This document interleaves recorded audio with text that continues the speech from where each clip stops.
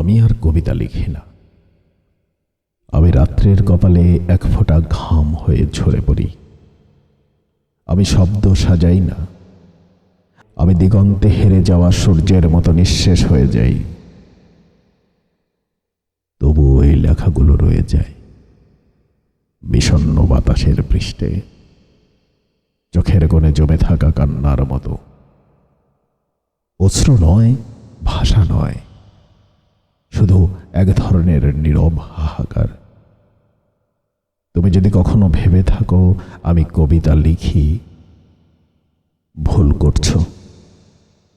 আমি আসলে লিখি একটি শতাব্দীর অভিমান।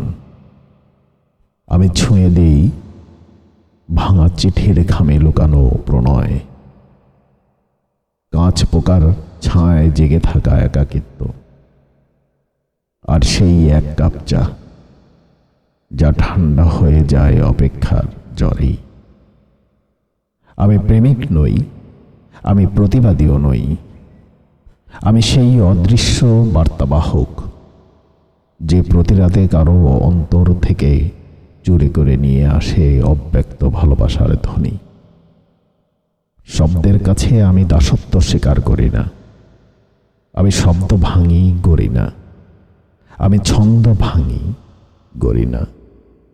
আমি শুধু এক শতাব্দীর শোক গাথা তোমার বুকের ভেতরে ঢুকিয়ে দিই নিঃশব্দে।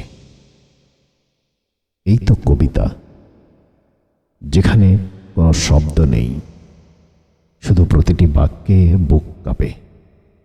যেখানে প্রেম নেই, শুধু প্রতিটি স্তবকে নিঃশ্বাস ঘন হয়ে আসে। এই তো তুমি, এই তো আমি। কোনোদিন দেখা হয়নি, তবু কবিতার ভেতরে চিরদিন পাশাপাশি হাঁটি, একটা শতাব্দীর বিষণ্ণ কাব্য হয়ে।